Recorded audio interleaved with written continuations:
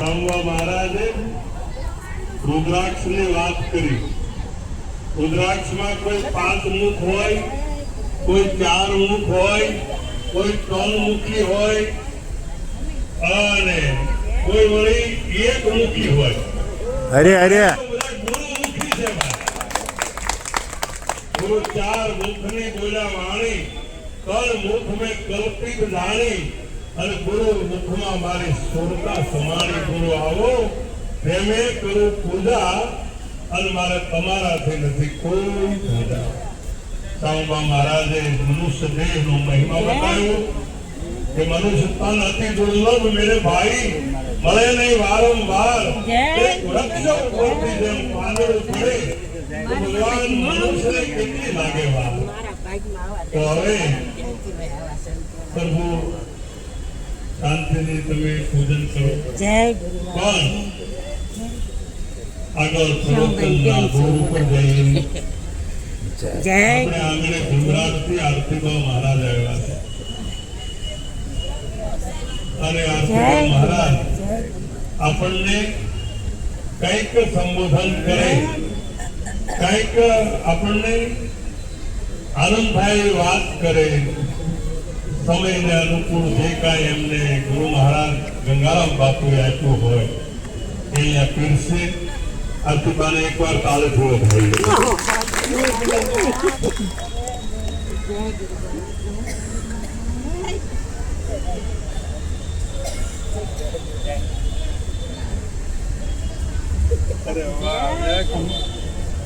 બોલીએ શ્રી સતગુરુ મહારાજ કી જય.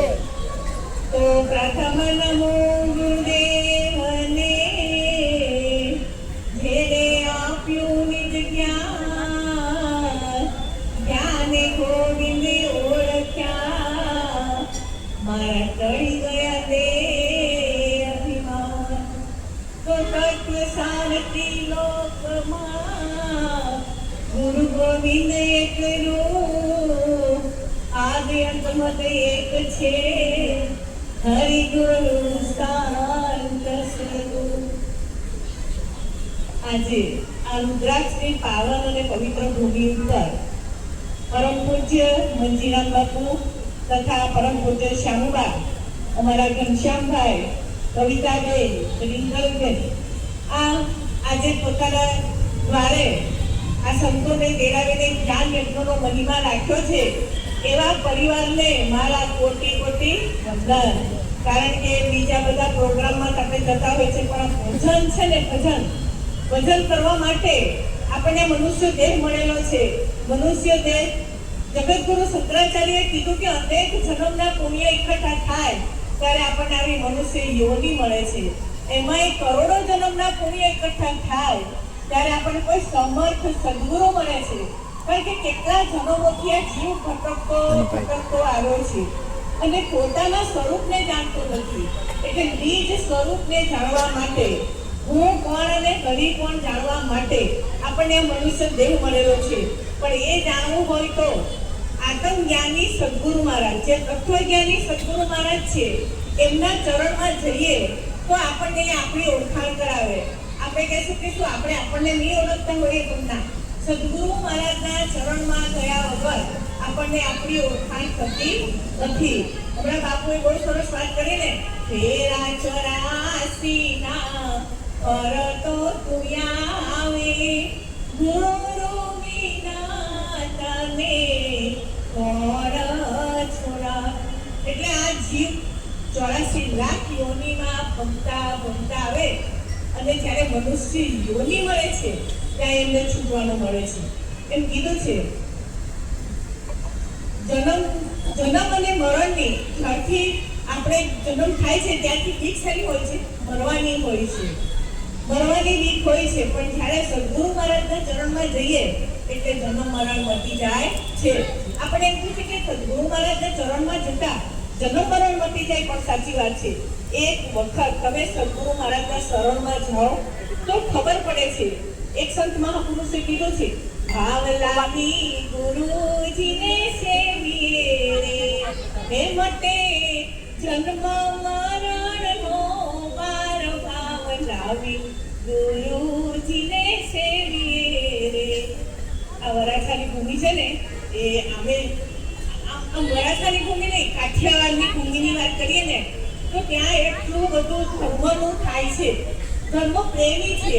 અને તે તમે અહીંયા આવીને વસાવ્યું છે. મને તો ખરેખર આપના પ્રત્યે ખૂબ ખૂબ ભાવ છે કે તમે જ્ઞાનમાં ધર્મના કામમાં ખૂબ આગળ છે. જેમ કે ગંગા સતીમાં કાઠિયાવાડમાં થઈ ગયા, જલારામ બાપા કાઠિયાવાડમાં થયા. એટલે ત્યાંની ભૂમિ એટલી બધી પાવન છે ને, અને ત્યાંથી તમે આ વસ્તુ લઈ આવો છો અને અમને પણ વહેંચો છો. એટલે કોઈ સદગુરુ મહારાજના ચરણમાં જઈને હું કોણ અને હરિ કોણ જાણી લેજો. જ્યાં સુધી પોતાને નહીં ઓળખીએ ત્યાં સુધી આપણને આ જન્મ મરણમાંથી નીકળાય એમ છે નથી. નીચી તારા ઘટમાં ગોવિંદ બોલે, બહાર એને સીધે ખોડે રે, બહાર એને સીધે ખોડે જીવનડા. હારે તારા ઘટમાં કાળ ગિરાવી, એને ગોત્યા વિનાય જ્ઞાની, ગરીબી નહીં મટવાની છે. ટૂંકમાં ખાણ હીરાની છે. પણ સદગુરુ મહારાજના ચરણમાં જાય અને સદગુરુ મહારાજ 5 પ્યાલામાં આપણને જરા જ્ઞાન આપે છે. કયું? આત્માનું જ્ઞાન.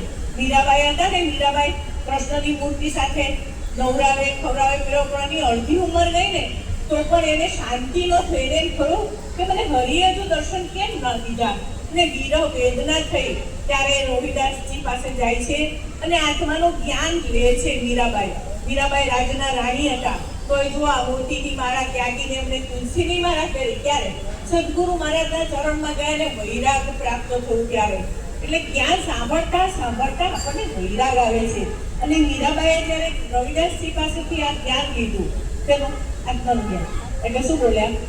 એ જ્યાં તુમાની ઓળખ્યા વિના રે આ ભવના ફેરા નહીં તો મટે. એવા બ્રહ્મણાને ભાગ્યા વિના રે આ લક્ષ ચોર. સદગુરુ મહારાજના ચરણમાં જજો. અમારે શ્યામબાએ ખૂબ સરસ વાતો કરી છે. આજે અહીંયા જ્ઞાનનો વર્ષા વરસશે અને તમે બધા લઈ જજો અને જીવનમાં ઉતારજો. કારણ કે જીવનમાં ઉતાર્યા વગર ખરો આનંદ આપણને આવે એમ નથી. આ સંતો આપણા માટે ખૂબ પુરુષાર્થ કરી રહ્યા છે. આ બધા સંતો બેઠા છે ને, એ લોકોને અઠવાડિયામાં 4 દિવસ તો આવી રીતે સત્સંગ હોય જ છે. એટલે કે સરોવર સંત જન ચોથા વર્ષે બે પરમાર્થ કે કારણે ચારો દરિયા દે. એટલે આ અમારા સંતો જે છે રાત દિવસ મહેનત શાના માટે કરે છે કે ક્યારેક કોઈને એક શબ્દ લાગી જાય ને એનું જીવન પુણ્ય બની જાય. એટલા માટે સંતો આ બધું કરી રહ્યા છે. અને આજે બધા સંતો ખૂબ ખૂબ વાતો કરવાના છે. મને તો એવો આનંદ આવે ને, તમને બધાને જોઈને મને ખૂબ આનંદ આવે છે. અને આ ભૂમિ ઉપર રુદ્રાક્ષમાં તો ભૂલી છું શ્યામબાને ત્યાં, અને સત્સંગ થતો હોય ને ત્યાં જવાનું. કીધું ને કોઈ બાકી નો રાણી પાછો આ બધી લાઈન માં કોઈની ઉપર ઢોળાય નહીં. આ સત્સંગમાં આવવાથી આપણને પોતાના સ્વરૂપની ખબર પડી જાય, પરમાત્માની ખબર પડી જાય. પોતે ભગવાન છે, પોતે પરમાત્મા છે, પણ જાતે ખબર ન પડે. ગુરુ બિન જ્ઞાન અને એવું પછી ગુરુ બિન મીટે નથી. ગુરુ બિન સંશય ના મટે, ભલે વાંચો ચારો વેદ. એટલે સદગુરુ મહારાજના ચરણમાં જજો અને આ જ્ઞાન પ્રાપ્ત કરજો. આટલું કંઈ મારી વાણીની વિરામ આપું છું. સદગુરુ મહારાજ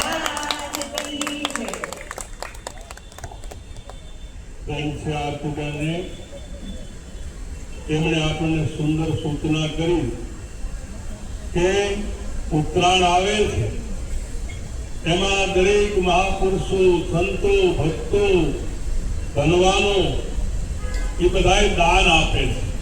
કોઈ ગૌદાન આપે છે, ભૂમિદાન આપે છે. પણ આરતીબાઈએ જે વાત કરી કે જેણે દેહનું દાન આપ્યું છે, શરીરને જેણે તન મન અને ધન સદગુરુના શરણે અર્પણ કરી દીધું છે, પછી તમે અત્યારે કોઈ ચીકી બનાવો, અગર ઘીને માખણને તાવો તો ગેસ દેખાય, તપેલું તાવ શું કહેવાય તવી દેખાય, દેખાય ને, તાપ દેખાય, તાવેથો દેખાય, પણ પાયો દેખાય? પાયો એટલે કે ચાળણી આવી ગઈ છે એ તો અનુભવી હોય એને ખબર પડે. એમ આ સંત પુરુષનો જે અનુભવ જે છે એ આપણને થાય તો આપણા આત્માની ઓળખાણ થાય. અને એ મીરાબાઈ કહે છે કે આત્માને ઓળખ્યા વિના લક્ષ્ય દોરાશી નહીં મટે, અને તારા ભ્રમણાને ભાંગ્યા વિના ભવના ફેરા નહીં મટે. તો હવે અમારા સિદ્ધમોહર એવા પરમ પૂજ્ય પ્રભુજી મહારાજના પરમ સ્નેહી વિવેકી આદરણીય એવા ગુલાબદાસ મહારાજને વિનંતી કરું કે એમનો પણ આપણે બધાનો લાભ લેવાનો છે. આજે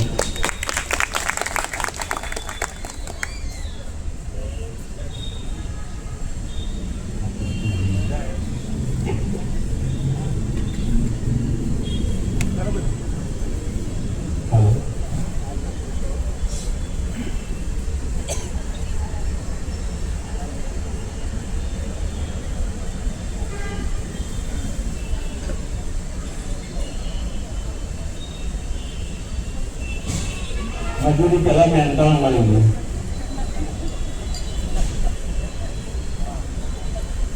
સદગુરુ મહારાજ